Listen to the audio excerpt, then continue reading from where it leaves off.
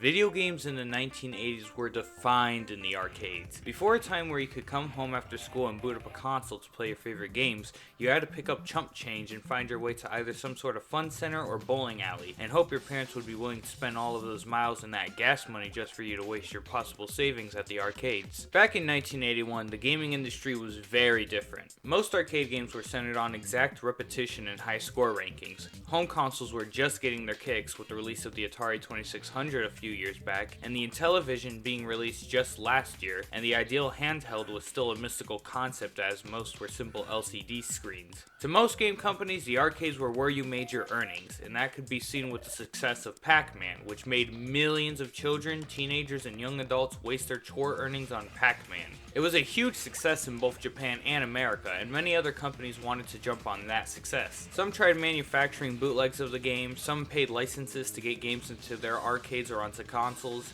and some, like Nintendo, looked at what was appealing about the game. Understanding the high score premises of the game, they understood that they would have to try and make a game repetitive for it, but made sure to design each stage differently so as to bring something fresh for each playthrough rather than using the same map or room, something that was only seen with Taito's Phoenix. They also decided to build the game off platforming rather than using something like a maze or flat plane, which gave Donkey Kong the rep of being the first platformer game along with being the first game involving direct movable jumping. Although it was not the first game to use cutscenes, it was the first game to use them in order to visually show a plot during gameplay, with the story being about Donkey Kong, a stubborn ape who kidnaps Pauline, a girlfriend of the everyman carpenter Jumpman, who we would later refer to as Mario, who's the main protagonist of the game. The reason for this trio was apparently a mix of Popeye and King Kong, as Miyamoto wanted to create a Popeye video game but was rejected the license, so he took inspiration from scenarios in King Kong and turned it into its own thing. Universal was not pleased, but we'll get into that some other time. For now, Donkey Kong saw release and became a smash hit worldwide, giving Nintendo a larger brand recognition in North America while also piling up their piggy banks with loads of quarters, which is something they really needed since they were left with thousands of arcade boards from their earlier failures like Sheriff and Radar Scope, and were close to shutting down their North American headquarters. Soon enough, sequels were made and Mario eventually became his own thing, culminating into what would be the release of Super Mario Bros. In spite of their releases on the Switch, I will be playing the NES re-releases respectively because one, I'm not spending money just to have a game with extra animations and maybe one or two bonus stages, and two, I do own Mario Bros. Arcade Archives, and I'm going to be honest, the controls are kind of wonky in that one, so instead I will be playing their NES versions, and plus, it's the NES Showoff, like, that's the whole thing of this, like, of course we're going to be focused on the NES re-releases. So, Donkey Kong, the game that kicked everything off for Nintendo. How fair does it play out now? Well, it sure as hell is Donkey Kong, I can tell you that. You're off to save the princess. No, wait, I lied. Your girlfriend, Pauline, from the gripes of Donkey Kong. Donkey Kong never really interacts besides the last level where you can touch him and insta-die, which technically makes Donkey Kong the most powerful being in this universe since the vile aura that surrounds him is so strong it knocks any carpenter to their deathbed. And yes, I do say deathbed because that is a halo over Jumpman's body. However, you don't need to directly fight Donkey Kong to win these games. For two of the NES levels, you just have to make your way to the same platform Pauline is standing on, and for the last NES level, you simply cross over these, I don't know what they are, honestly, rivets?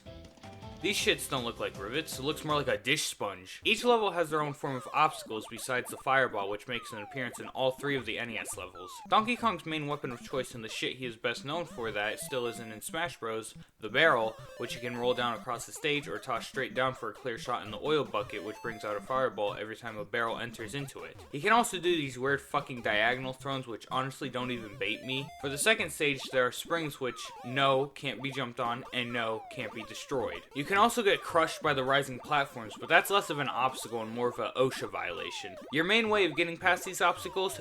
Being a good jumper. I mean, the guy's name is Jumpman, so he should be able to clear these levels easily, right? Well, for having the name Jumpman, he sure can't jump for shit. He does jump, but it can only clear a single barrel on standby and two when running at full speed. So if there's more, your best shot is any nearby ladders you can climb on to avoid quickly, or using the hammer, aka the most feared item in Smash Bros, which will eliminate any barrels coming straight at Jumpman's face or above Jumpman, though you lose access to climbing ladders when in use. I would also like to state that Jumpman has some of the worst super abilities I've seen on a Nintendo hero. First, the man can't really jump for shit like I said earlier, but he also can't do shit against springs even if he's above them.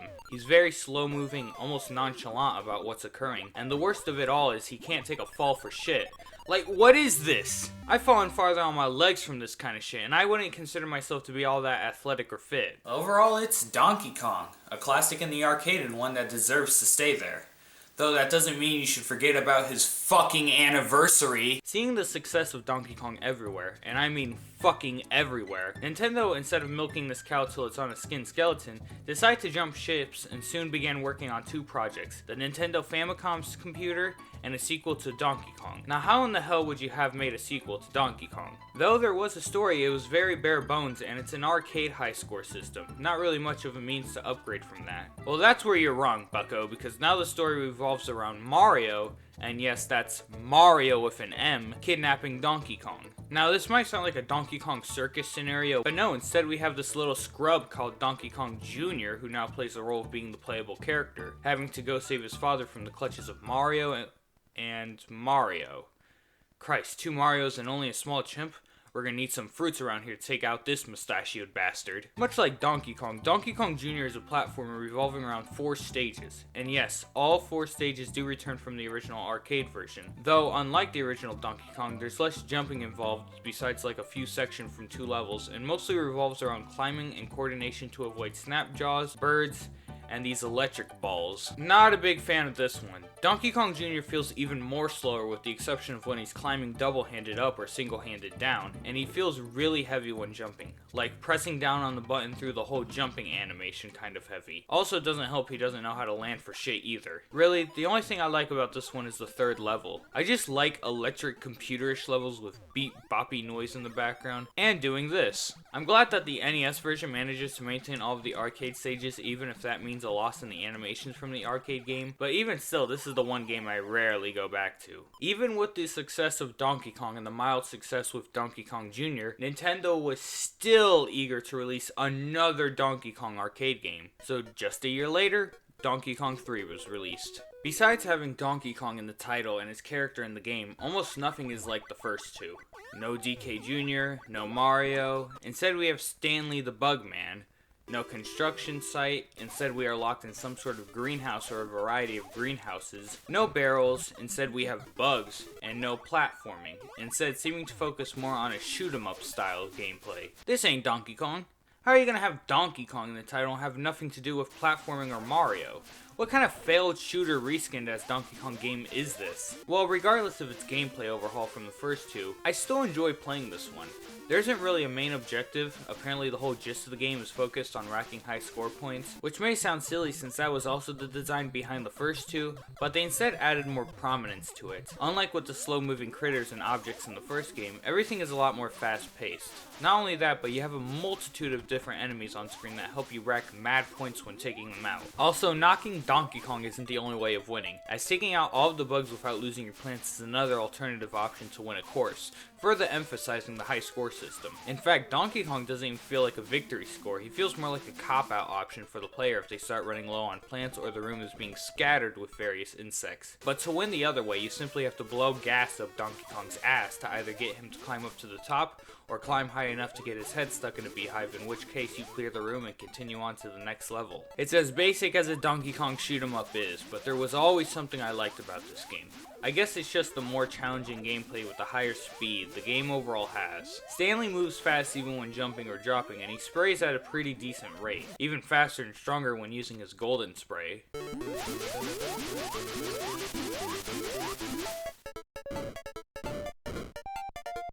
Some of these bugs are fucking annoying though. I especially hate the creepies. They aren't so bad on the first two stages, but the final stage with all of the vines in the middle, oh, are they so goddamn annoying. And I get it's kind of my fault for trying to spray against them, but these jerks need to stop tap dancing for a minute straight just because I hit them with the WD-40 gas canister. By this point, Nintendo was pretty much tired of Donkey Kong. It didn't help that Donkey Kong 3 sold absolutely nothing in terms of cabinets in America, especially in comparison to the first two arcade games. So they decided around the same time to work on another arcade game, this time with Mario back in his protagonist role. Not only that, but co-starring his brotherly, lovely, sexually inducing partner in crime and time, Luigi. This game would be Nintendo's second best hitter, Mario Brothers. This game held a lot of firsts for Nintendo. Firstly, and most importantly, it introduced Luigi. Oh, fuck off. I'm not doing this bullshit Game & Watch predating games. No, this Luigi was the first for Nintendo. It was the first for simultaneous multiplayer for Nintendo, and it was also the first to introduce various objects and enemies that would become mainstays in the Mario series, including coins, pipes, POW blocks, freezies, and floating fireballs. It also had shell creepers, which would later be the resemblance for Koopa Troopas in the NES Mario games, though they functioned differently here. Much like with their other arcade hits, Mario Bros. Was centered around a high score system, though I'd argue this one is more laid back in comparison to the difficulty of their other arcade series. It may have to do with the emphasis on the multiplayer action that they were really pushing forward on. There also isn't really much emotion to convey through animations, nor is there really a story tied like with Donkey Kong. It's just two plumbers in Brooklyn doing their usual Tuesday shift. Now, to win the game, or at least to advance to the next stage, you simply have to defeat the enemies that came out with the pipes on top. You can't jump on them since I guess Mario still has awful feet strength, so instead you have to smack them from under a platform that will cause the enemy to flip. Some take a few more hits while others might require a timing, but nonetheless, getting up to them and hitting them after they're flipped will knock them off the screen. If the off chance you do miss your shot to kick them off, they will flip back up with a different coloring shade. Usually makes them go by faster upon recovering. If you have too many guys on screen, then you can hit the POW block, a sort of screen nuke that causes all platforms to bump up once, usually flipping non-sidestepper enemies. Some objects can't be dealt with and must simply be avoided by crossing across screens from the other side. Fireballs, both red and green, are going to be your nightmare in the later levels, so it's not always a good idea to stay center stage. And if you miss to break a freezy, you have to try and avoid falling icicles, made especially worse if you're on an already frozen platform. And that's really all of Mario Bros. There is. A few game modes for each of the player options, but otherwise it isn't much different from one another. But you can see why this game can be so addicting to play for at least a good few minutes, and probably why it sold cabinets like crazy. Now this is usually where I talk about how Mario Bros. Would eventually lead to the release of the Famicom into the Americas as the NES and the creation of Super Mario Bros. And jump from there. But we're not going there just yet. We still have one more game to cover, and that game is Wrecking Crew. Okay, well, the Wrecking Crew on NES, which technically was its debut release, takes a lot from Versus Wrecking Crew, its Japanese arcade counterpart from just a year prior. A lot of things have changed for Mario by then. For one, he can take really big falls for once without busting his kneecaps, and although he can't jump, he is able to climb ladders with a hammer, something he just couldn't do in Donkey Kong. Additionally, he and Luigi have decided to quit their sewage journeys and venture into the land of house and building renovation. Holy shit, it's all tying together now. This game is honestly a pretty fun game. I like the puzzle aspect to it, and the enemies and obstacles aren't all that challenging, but the biggest gripe is definitely the stage design, which is probably the reason why there's a stage select first thing when you boot up the game. It's really easy, especially in the later stages, to screw yourself over hard and have to restart the whole stage because you either destroyed a pathway to another floor, leaving it inaccessible, collapsing a barrel onto you, or falling into a dead-end spot with no ability to escape out of it. Hell, even the manual points out the glaring flaw to this. It gives the game some form of replay value, and personally these stages should take less than 2 minutes to get done, but this is inherently bad game design. That being said, this is probably the game out of the 5 we discussed I go back to the most. Okay, maybe not true since I do love playing the original Donkey Kong, and I do have hours in for Mario Bros, but I seriously could not stop playing this one. The puzzle challenges were actually kind of enjoyable, and the game doesn't feel or control like shit. Also, there's actual music to the game, and a chill one at that.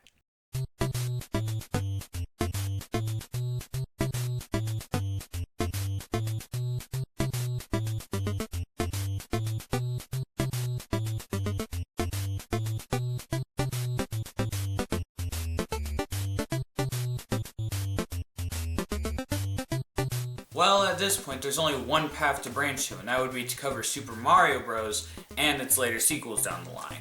But we're actually going to go out of order here by playing some action-packed games on the NES. Really, I'm only doing it just to give games like Balloon Fighter and Clu Clu Land a chance for a review.